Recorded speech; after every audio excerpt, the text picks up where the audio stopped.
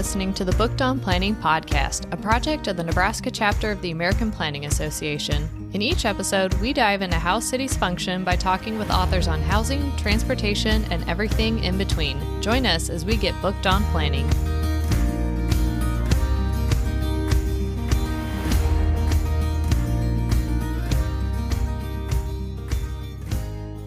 Welcome back, bookworms, to another episode of Booked on Planning. In this episode, we talk with author Erick Guerra on his book, Overbuilt, The High Cost and Low Rewards of U.S. Highway Construction. Basically, the overview of this book is that we have overbuilt our highway system. Erick gives a good background on the history of construction of highways in general and our interstate system. That basically we ended up finishing our interstate system in about 91, if I remember correctly from the book. Yeah. So he does drop several acronyms, kind of an alphabet soup, which is pretty common with transportation industry, but one of them being the foundations of modern day transportation bills, ISTEA, Intermodal Surface Transportation Efficiency Act. This was passed in 1991, basically when the interstate system was completed. It kind of shepherded a new policy for how we fund interstate highway roadway construction in the United States.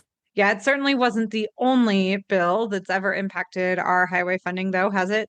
No, if you look at the history following ISTEA, we had T21, Safety Lou, MAP 21, the FAST Act, and then what most of us are probably familiar with because it was just passed in 2021, the Infrastructure Investment and Jobs Act. I do think it's so interesting that such a refreshing name, ISTEA, leads to ultimately some really crappy infrastructure building overall. Exactly. As we talk about in the episode, while a lot of these bills all have kind of this bend towards sustainability and trying to create multimodal transportation systems, they really just support more road building, leading us into the situation where we're at, where we're highly overbuilt. And the more we overbuild, the more these bills have to maintain that infrastructure into the future, creating some concerning issues for the future of transportation funding.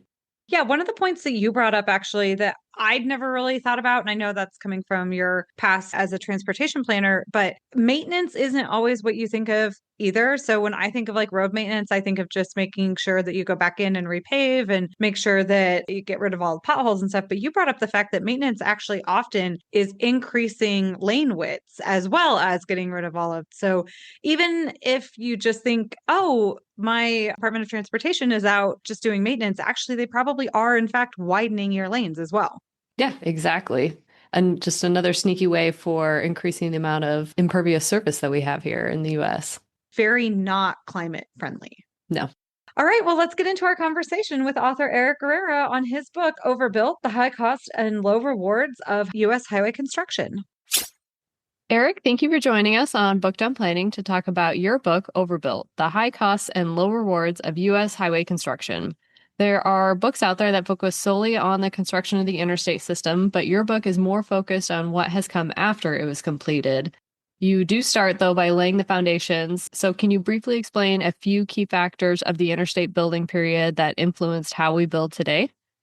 Thanks so much, Stephanie. It's really a pleasure to be here. I guess maybe one of the first points that I'll try and make is that the interstate system as it was constructed, we often kind of talk about larger social issues like commerce connecting the country, military movements. I think even there were moments in time where we were talking about potentially evacuating cities from nuclear strikes. But at the end of the day, the people who were planning and designing the interstate system had really been focused on urban traffic since about the 1930s. There was a movement to kind of thinking about accommodating car travel within cities, and a lot of the highway network was planned with that in mind. I would say in terms of the actual interstate legislation, the main factors were, one, kind of authorizing and empowering the predecessor to the Federal Highway Administration to build the network. Two was really funding it. And the funding system, it wound up giving a strong federal incentive to local governments to build large highway systems. So the overall length of the system was capped, but not the width or the number of lanes or even the cost.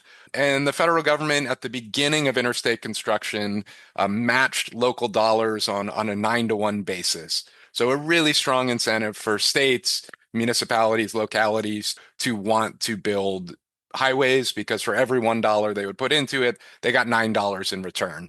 I also add to that the people largely making the decisions were highway planners. So people who had been trained to build highways, who really focused on building highways. That was their kind of primary purpose, their education. If you kind of look through or listen to interviews that are part of an oral history project that was done after the or around the completion of the interstate or the originally planned interstate, you can hear a lot of them kind of talking about they have this conviction in what they were doing. This was part of a process of modernization.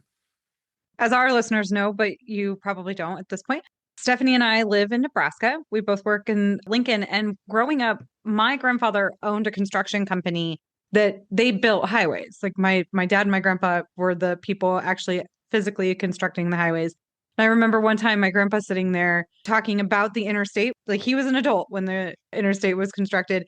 And he very proudly pointed out in Nebraska, there are long stretches of the interstate that you could land a fighter plane on. It was a big deal for him. I think that's a great story. There were a lot of people who were involved in constructing the interstate. I think, a lot of the intentions were really solid and positive. There were some problems with how the interstate was built. I think there were problems in particular with how it intersected with cities. I think there were some problems related to a lack of local control, a lack of planning, and a lack of alternative ways of thinking about how transportation should be invested in or kind of how cities should develop over time. But at the same time, there was, a lot of work that happened. A lot of infrastructure was built in a relatively short period of time. Well, and to that point, you titled your book Overbuilt. So can you explain what you mean when you say that the highway system is overbuilt? I think from the kind of simplest point of view, the argument is that we have too many highways, we have too many too high capacity roadway systems. And in some ways, I think that's maybe can be a little bit of a controversial statement. I think in some contexts that's not going to be particularly controversial, but in others it might be. And I think for pretty clear reasons, transportation is necessary for a functioning modern society, for a functioning modern economy. And without streets and highways, we would have extremely limited access to jobs, food, other necessities. Firms would have trouble attracting businesses, things like that. But too much highway is also problematic, or too much roadway. And you could kind of think of two polar extremes. One extreme is a place that is entirely made up of highways, and the other extreme is a place that has no streets, no roadways at all. And they're both kind of dysfunctional in their own ways. In one place, there's no way to get where you're going, and in the other place, there's nowhere to go. And there are very few places that are really kind of at that very extreme end. But you can think that somewhere between those two extremes is an ideal amount of transportation infrastructure. Just as a thought experiment, think about a city that kind of only has local roadways. And, the first main arterial that you build, it's probably going to create a lot of value. You're going to have shops and businesses that kind of line that first main street. You're going to improve accessibility throughout your city or region. The second one probably also has quite a bit of value. Maybe there are even kind of important network effects.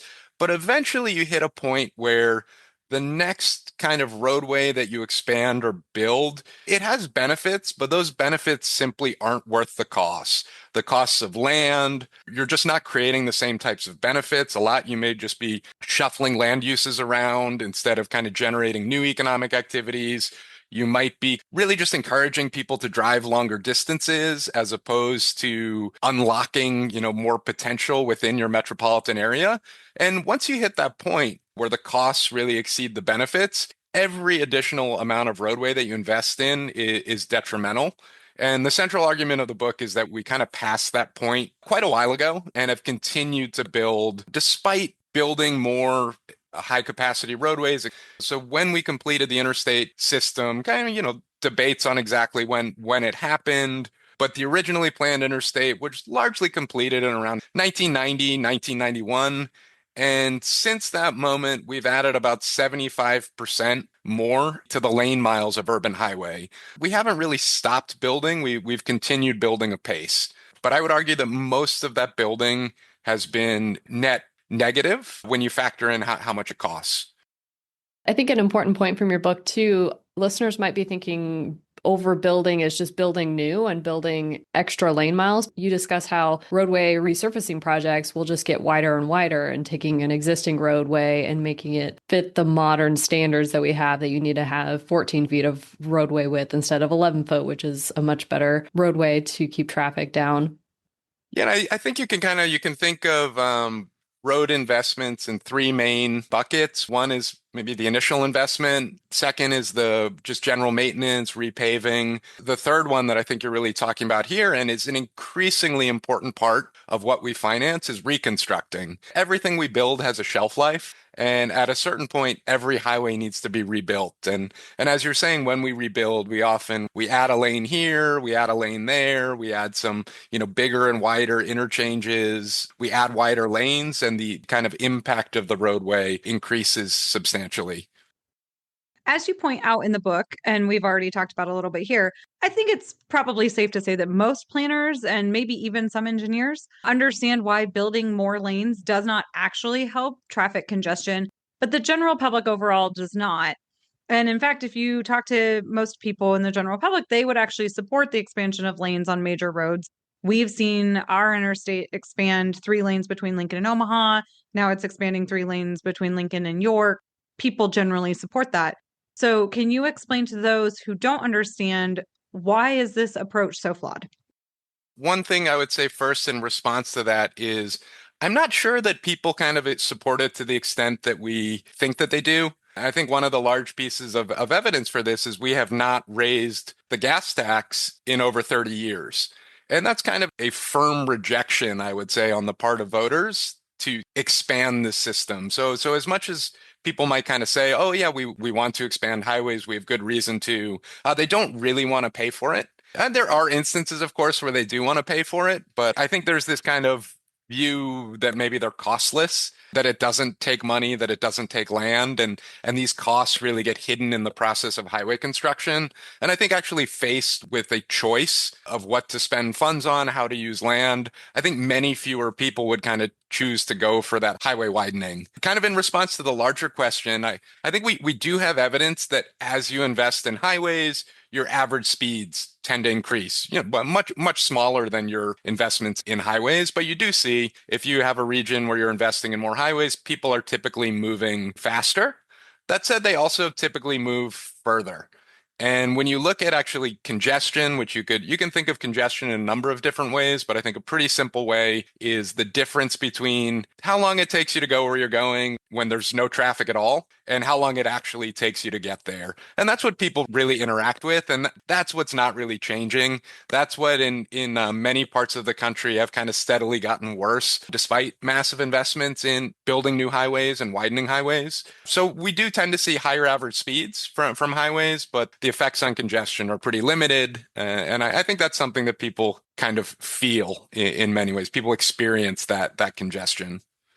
So, in your history of highway building, there's a clear feeling from the engineers at the time that were building the original interstate highway system that they knew best, and they seem to have some unchecked power for designing and building highways. And this seems to still pervade the field today. A previous author pointed this out, and it never occurred to me really until he said it, but engineers building roadways don't have any local boards or any commissions that have to approve the projects they design, unlike planning, parks, and even health departments that all have advisory boards that are often reviewing and improving projects. Do you see this ever changing, or what are your thoughts on this? I guess I would maybe push back a little bit on that, in that I think that many highway engineers, if you kind of listen to their stories, many of them fit the description that you're saying of people who are kind of, you can't make an omelet without breaking a few eggs, and people are complaining too much, and we're doing this for the good of everyone. A lot, however, when you kind of hear them talk about their trajectory of their careers, they'll say, I wish I knew then what I know now. So I think there are quite a few who are a little more retrospective about, or think a little bit differently about urban highways, and really felt like they hadn't received the training and that they were kind of given a task to do, but maybe not the right tools to do it, or it hadn't been fully thought through. So I think that there's a mix, but I do think in many ways there are still highways that are being built that people really don't want. And I think you can kind of see a little bit of that throughout the history of urban highway building. We had multiple instances where presidents asked highway builders to do something, and they didn't really do it. FDR asked the predecessor to the Federal Highway Administration, the Bureau of Public Roads, to look into how could we finance the interstate system with tolls. And they kind of didn't really do it. They said, oh, we could never build this with tolls. Let's do this other thing instead. They were also asked to kind of look at, well, if highways are generating value, that value ought to translate into more valuable land. So they were asked to look into using a value capture mechanism to fund highways and say, well, let's, instead of buying the land for the corridor, let's buy the land for the corridor and a few things around the land for the corridor, and we'll use the increased value of that other land to pay for the highway. And the response was kind of, that's great. Let's buy up extra land and let's save that for widening the highway when people want to drive more on that highway in the future. I think also even with Eisenhower, Eisenhower appointed a commission to look at ways in which the interstate program had derailed and were doing some things that were not kind of originally intended. So I think that there's always been this kind of maybe disconnect between what we thought we were doing maybe, or what politicians at least were kind of asking highway planners to do and what highway planners had chosen to do. And I think at the point where they started receiving large amounts of money, it was kind of too late. Once you had that 90-10 match, there's just this real strong incentive to go through and build ever more, ever wider highways. Speaking of the financing of highways, obviously money plays a major role in how our highways and our interstate system got built and continues to be expanded. But I'm not sure a lot of people understand how they're actually paying for their highways. So can you provide an overview of the current funding mechanisms? I mean, it shifted quite a bit over time. So the way that we pay for highways is now a bit different than it was in the 1970s, but kind of writ large, we still have a system where we generally are raising revenues through, the primary source is the gas tax. There are other sources, but that's state and federal gas taxes, that these often go into a dedicated, in the case of the federal government, it's the Federal Highway Trust Fund. It varies by state, kind of how the funding works. But we wind up with these pots of money that are dedicated to the surface transportation system. And then there are different ways that they can be allocated. So, currently a certain share can go to transit, a certain share can go to different types of projects. But at the end of the day, it's mostly raising dedicated funds through the gas tax and other taxes, and they're mostly set aside for building, rebuilding, and maintaining roadways. And over time, the share that we spend on new construction has diminished, but every additional kind of lane mile of highway puts us on the hook for more reconstruction and more maintenance in the future. On the funding piece and kind of the historic funding piece, as part of the National Interstate Defense Highway Act of 1956, and you've mentioned this in the episode already, there was a 9-to-1 funding match. So states had hardly anything to come up with in order to fund these highways through their communities. What do you think our cities would look like today if there hadn't been this substantial of a match? So different. You can even look at some of the early highway investments that were happening right before in the 40s and 50s. And you can see kind of how challenging it was to build urban highways. The land acquisition costs in particular were, so high that it would have been nearly impossible to build that large of a system. So I think we would have had a much more conservative highway system without that kind of match. Fewer highways, less wide, much better integrated with existing land uses. It's expensive to tear down hundreds of thousands of homes and businesses, and you really need some sort of strong financial mechanism to enable that. I sit on the board of a land trust here in Lincoln, and some of our board members went to the Midwest CLT conference, and one of the land trusts there was talking about how their sole purpose is to try to mitigate the harm of a highway that came through. Yeah. They lost 700 homes and 300 businesses just for a highway.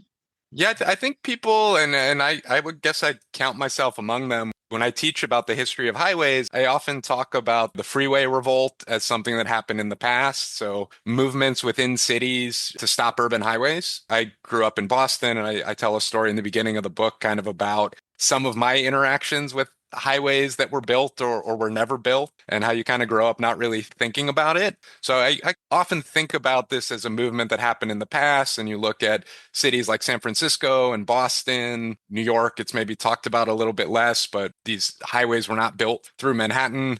Thinking about the French Quarter in New Orleans, all these places where highways were stopped, think of as this kind of larger freeway revolt. But there's still a lot of highways that are being built around the country that are resulting in the loss of homes, the loss of businesses. And at the end of the day, I don't think that there's really a strong, clear justification for doing it. We're largely justifying this based on some modeling practices that are, over 100 years old, like the general practice, and are highly criticized, are deeply flawed, and just the logic is really poor. They have kind of faulty logic to assess the benefits of highway investments in the first place. But because we're still using the same general funding mechanisms, because we're still using the same general evaluation mechanisms that we used 50 years ago, I think that there are places where it remains pretty easy to justify these takings of private property for highways. I was surprised in reading your book that even the Infrastructure Investment and Jobs Act, which was 2021, I think, recognizing the importance of multimodal transportation and climate change and the impacts of transportation on climate change, still allocated massive amounts of funding to building and widening highways. I feel like in the planning industry, we're getting the shift into smaller roads overall. I think even engineering is picking up on that. But how do we shift this perspective with our elected officials? I think that, many elected officials may, they may agree, they may disagree on kind of finer points, but I think without addressing the funding mechanisms and without addressing the evaluation mechanisms, it's going to be really hard to shift us away from that practice. And I would say in many ways, I talk a lot about ISTEA in the book, which is kind of you can view as the first post-interstate highway law. And I would say all the laws that have followed, or all the acts that have followed, really kind of follow that model of ICE-T, where you talk a lot about sustainability, you talk a lot about a conservative network, you talk a lot about health, safety, accessibility, physical access. But at the end of the day, the primary purpose, if you kind of track what we do, our primary purpose is to continue to build and rebuild an ever expanding highway and arterial network. So you discussed the cost benefit analysis, which is often done with new road projects, and how flawed they really are. One way to improve them is to measure external costs and opportunity costs of the project. Can you discuss what these are and whether they're actually making them into project analysis? I mean, one thing I would say is often most road projects are not doing an extensive cost benefit analysis. So where they are, if you look at kind of a regional transportation plan, often what they'll do is you'll kind of forecast what's going to happen to traffic over the next 25, 30 years. If you have a pretty sophisticated region, you're going to model that. You may also follow the practice of just assuming that traffic increases on all roadways by 3% every year. That leads to a doubling of kind of traffic every 20 years, roughly. Those are the basic practices. And then you kind of look at that future, and then you model a future in which you add a bunch of highways, probably also transit projects, probably also, a series of different projects in a region. So you kind of model that future with and without those transportation investments. And typically you're kind of assuming really similar demands for traffic.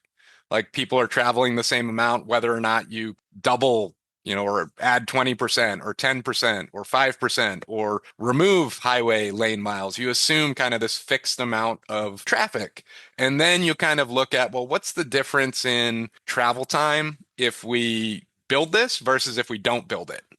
And then you kind of just multiply that by an estimate of people's value of time, and you say that's the benefits of all these investments. And it's a really inflated estimate of benefits because that's not really what happens. And we see that over time, if you look at the history of these large, transportation plans, congestion's not going down after them. We kind of predict and provide, and we provide for a certain amount of traffic, and in some ways it's a self-fulfilling prophecy because we spread things out. There's more and more travel, and at the end of the day, we spend as much time, or potentially, depending on where you are, more time in traffic and in cars than we did prior to these investments.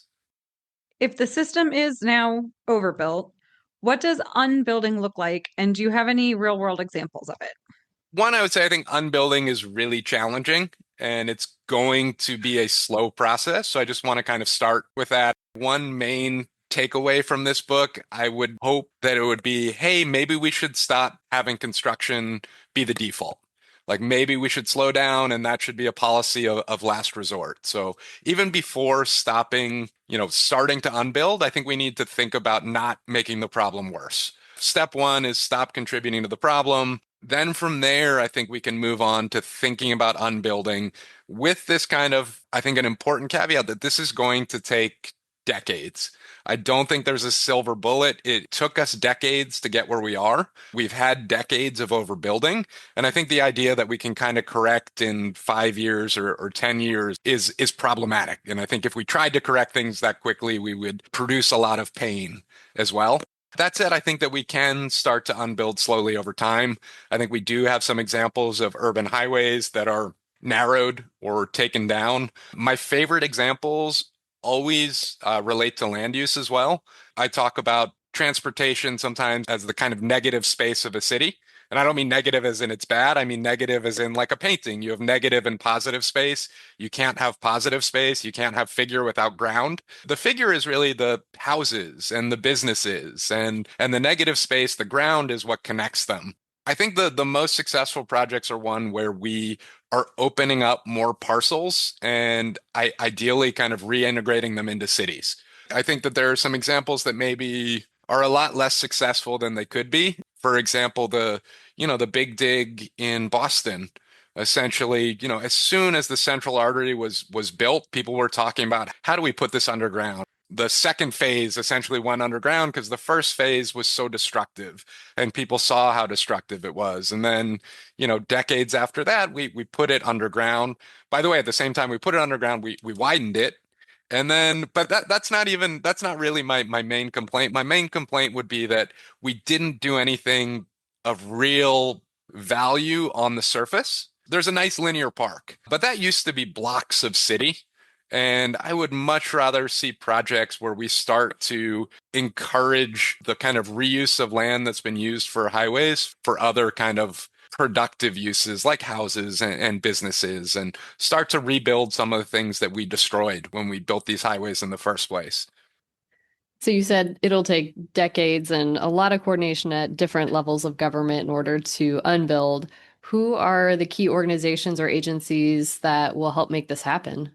I think ultimately you need to have a partnership. You need to have, the federal government enabling some of this to happen. I think we probably need to have some shifts in how we finance and evaluate projects and highways at the federal level. That's also going to require state departments of transportation to be on board. But at the end of the day, as soon as you're getting into issues of land use, it's really about localities. Cities, towns are the ones who manage land use and who deal with land parcels. So I think you need to have a partnership between all three. Do you see this being able to happen sooner rather than later just because of the kind of core financing mechanism is the gas tax? And with the shift over to EVs and the pace that the gas tax is just not keeping up, we aren't going to have as many funds. So it's going to really have to be limited on the amount that the federal government is supplying. In that respect, I think it's a really interesting moment.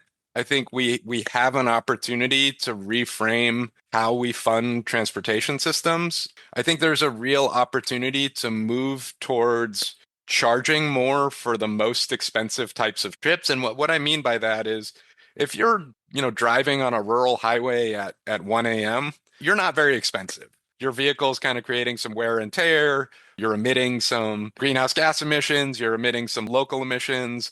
But when you think of that relative to a trip that's going into a downtown at a really congested, really busy time of day, that's an extremely expensive trip. And that's the type of trip that kind of encourages the widening of a highway to try and meet that demand. And those should be more expensive. It should be more expensive to drive. I think that sometimes can be framed in kind of a negative way. It's all about charging people. But at the end of the day, it's about preventing a highway widening and about thinking about, well, instead of having this be a 10-lane highway, maybe it doesn't need to be 5 lanes in each direction. Maybe it could be 3 in each direction, and we're paying a little bit more for it. But now that's freeing up an awful lot of land, and it's a lot easier. There's more things to kind of go to.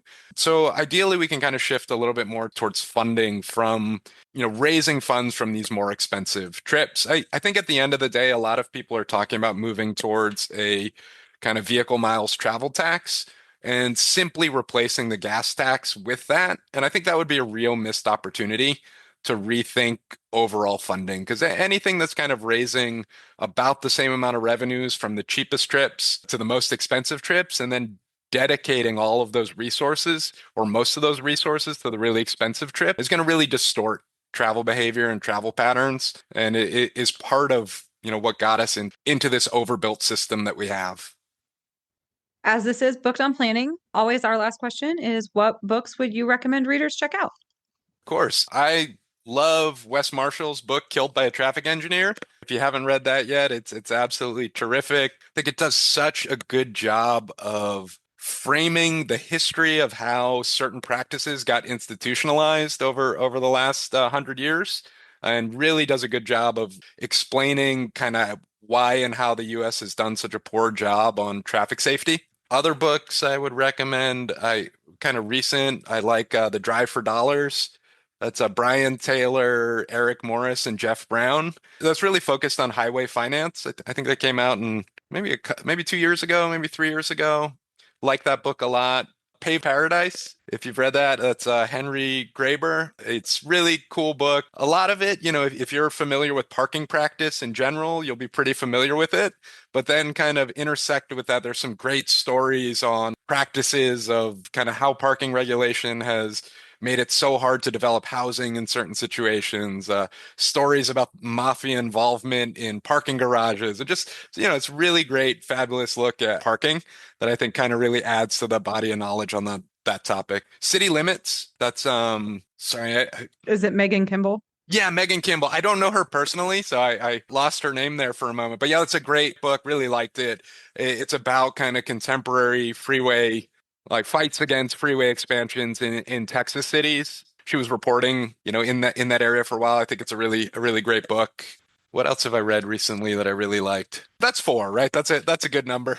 Yeah. Yeah, we had Wes on last year talk about Killed by a Traffic Engineer, and our last episode right before this one was actually Pave Paradise. We had Henry Graber actually here in Nebraska at our fall workshop and did a live podcast recording with him. So terrific.